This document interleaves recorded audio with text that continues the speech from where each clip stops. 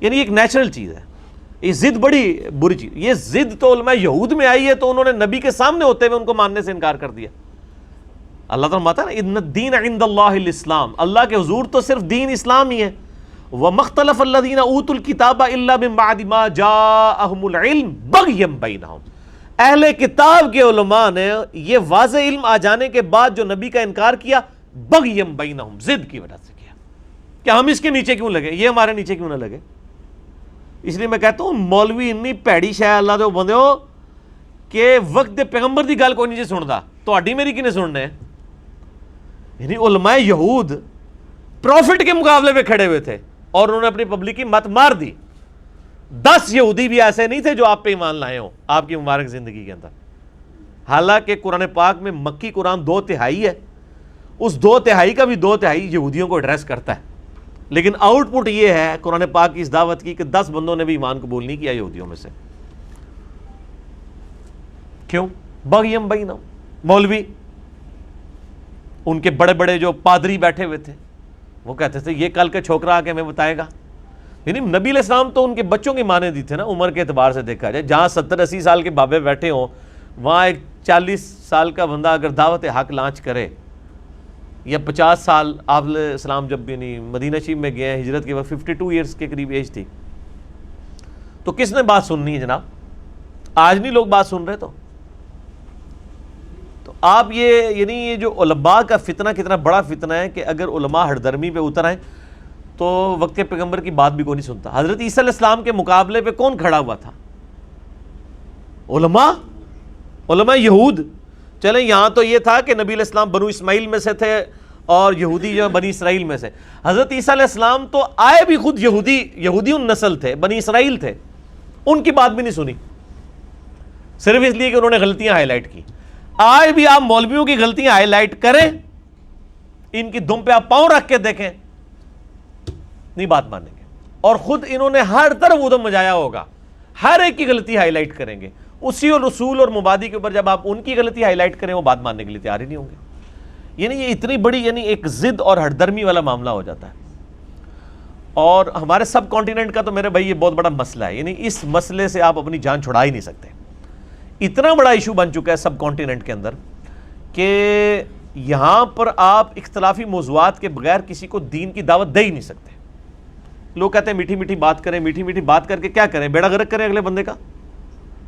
لوگ میٹھی باتیں سنتے رہتے ہیں پوری زندگی, نہ ان کی عقیدے کی اصلاح ہوتی ہے, نہ ان کے نماز کے طریقے کی اصلاح ہوتی ہے, نہ ان کو یہ پتہ چلتا ہے کہ اللہ نے جو دین بھیجا تھا اپنے پیغمبر کے ذریعے وہ کیا ہے. بس وہ یہ سمجھتے ہیں دین یہ ہے کہ اچھا جی یہ جس مولوی کو میں سن رہا ہوں نا اس نے داڑھی رکھی ہوئی ہے, بس دین یہ ہے کہ میں نے داڑھی رکھ لینی ہے, میں نے پگڑی رکھ لینی ہے, شلوار ٹکنوں سے اوپر کر لینی ہے, چاہے مجھے الف بے بھی دین کی نہ آتی ہو. دین تو بنیادی طور پہ علم کا نام ہے, عمل تو بعد میں آتا ہے.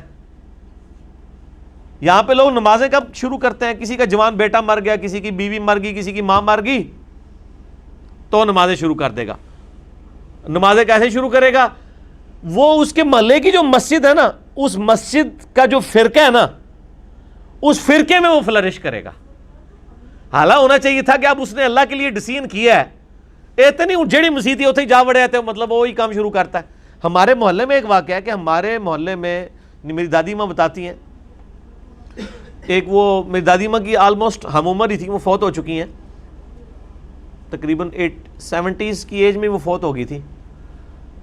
تو ان کے بارے میں دادی ماں بتا رہی تھیں کہ یہ خاندان پہلے یعنی مسلمان تھا, سنی خاندان تھا. یہ جب وہ بوڑھی عورت پیدا ہوئی نا تو وہ جس باپ کے ہاں وہ اولاد پیدا ہوئی وہاں پہ ان کے گھر اولاد کوئی نہیں تھی. کتنے عرصے بعد اللہ نے ان کو بیٹی دی. اس بندے نے کبھی نماز روزہ کبھی کوئی چیز نہیں پرفارم کی تھی. یعنی میں بات کر رہا ہوں 19 سن کوئی 20-25 کے قریب کی, پاکستان بننے سے پہلے. ان کے گھر بیٹی ہوئی, وہ اتنا خوش ہوا کہ وہ مسجد میں چلا گیا شکرانے کے نفل پڑھنے کے لیے. اور وہ مسجد جو ہے وہ قادیانیوں کی عبادت گاہ تھی. وہ قادیانی ہو گیا, آج ان کی پوری نسل قادیانی ہے. استغفر اللہ پڑھ رہے ہوتے بریلوی دیوبندی اہل حدیث بھی انجی ہوئے جائے.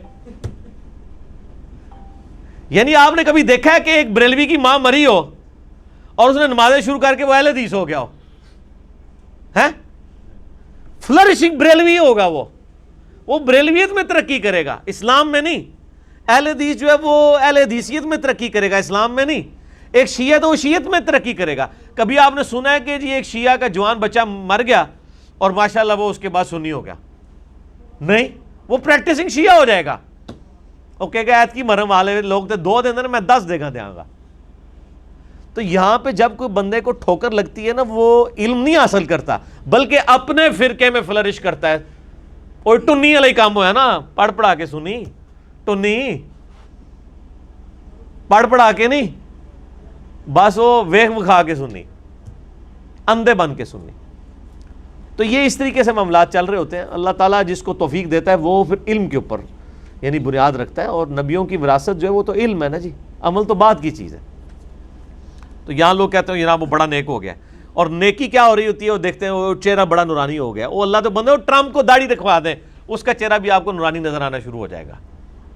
ٹھیک ہے نا جی، یعنی شکلوں سے کیسے کوئی فیصلہ کر سکتا ہے؟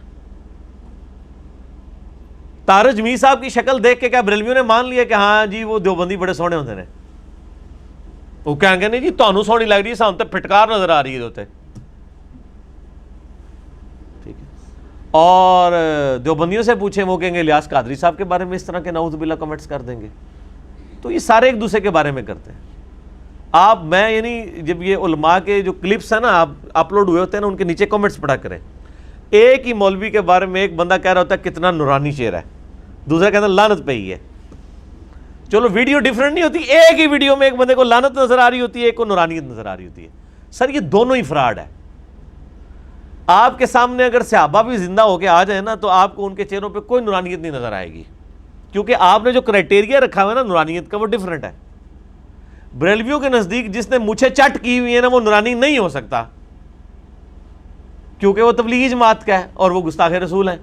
آپ ایک صحابی کی مونچھیں مونڈ کے اس کو طارق جمیل والے بالکل گیٹ اپ بنا کے لیں سامنے، وہ کہے گا لعنت پہ ہی ہے۔ باج دسنا ہے انہوں کے صحابی ہے، پہلے نہیں۔ تو اسی طریقے سے باقیوں کا بھی یہ حال ہے۔ آپ کسی یعنی صحابی کو سبز پگڑی بنا کے لے آئیں تو پھر سارے پاکستان دے اہل حدیثاں نوں تسی اکٹھا کر کے منواؤ نہ کہ یہ صحیح العقیدہ کہے گا مشرک ہے۔ وہ نہیں تکے گا یہ بول رہے تو پتہ لگے، نہیں وہ کہے گا شکل تو فیصلہ کرتا ہے بھائی، یہ سبز پگڑی پائی مشرک ہے۔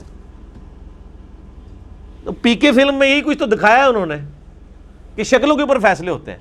یہ انہوں نے آئینہ دکھایا ہے آپ کو کہ یہ ہے آپ کی اصلیت۔ تو جو آپ اپنے کرائٹیریا خود جذباتی ڈاکٹرائن کھڑی کرتے ہیں نا، جب وہ آپ کے عقیدے کے خلاف آپ قرآن و سنت سے بھی دلائل لے آئے نا، وہ پھر نہیں مانتے، اس لیے کہ ان کا مقصد دلائل کے اوپر زندگی گزارنا نہیں ہے۔ وہ تلک امانیہم، ان کی وشفل تھنکنگز ہیں جن کے اوپر وہ چل رہے ہیں، اور سارے اس کے اوپر چل رہے ہیں۔ کل حزب بما لدیہم فرحون، ہر گروہ اس پہ خوش ہے جو اس کے پاس ہے۔ وہ اہل حدیثوں سے جب ہم کہتے ہیں نا یار یہ اپنی اصلاح کرو یار، وہ کہتے ہیں یار گل سنو توحید تے صحیح ہے نا۔ آپ بریلویوں سے بات کرتے ہیں تو وہ کہتے ہیں جناب دیکھ لیں جناب، سوائے ابلیس کے جہاں میں سبھی تو خوشیاں منا رہے ہیں۔ آج دیکھو 12 ربیع الاول کے دن ہم ہی نکلے ہیں نا، باقی تو سارے گستاخ ہیں۔ آپ بزرگوں تو ایسی مننے ہیں نا۔ آپ دیوبندیوں سے بات کر لیں تو وہ آپ کو کہیں گے جناب باقی چیزیں چھوڑیں، دیکھیں صحابہ کے دفاع پہ تو ہم نہیں سارا کھڑے ہیں نا، ہم دیکھیں آگ 4 یار کے نعرے ساری طرف ہم نہیں لگائے ہیں نا۔ شیعہ کے پاس چلے جائیں وہ کہیں گے دیکھ لیں جی وہ اہل بیت کی محبت تو نبی علیہ السلام نے غدیر خم پہ 2 ہی چیزیں چھوڑی تھی، قرآن اور اہل بیت، تو اہل بیت کو ہم نہیں پکڑا ہوا ہے نا۔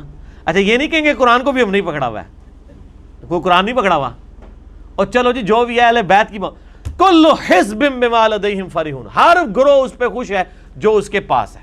جزوی دین نہ لیں، ٹوٹل دین لیں۔ ادخلوا فی السلم کافہ، پورے کے پورے اسلام میں داخل ہو جاؤ۔ اللہ تعالیٰ سے دعا ہے جو حق بات میں نے کہی اللہ تعالیٰ ہمارے دلوں میں راسخ فرمائے۔ سورہ الشورى الحمدللہ مکمل ہوگی، اگلی دفعہ سورہ زخرف شروع کریں گے۔ اگر جذبات میں میرے منہ سے کوئی غلط بات نکل گئی تو اللہ تعالیٰ ہمارے دلوں سے معاف کر دے، ہمیں کتاب و سنت کی تعلیمات پر عمل کر کے دوسرے بھائیوں تک پہنچانے کی توفیق عطا فرمائے۔ سبحانک اللہم و بحمدک، اشہد ان لا الہ الا انت، استغفرک و اتوب الیک، وما علینا الا البلاغ المبین۔ جزاکم اللہ خیرا و احسن الجزاء۔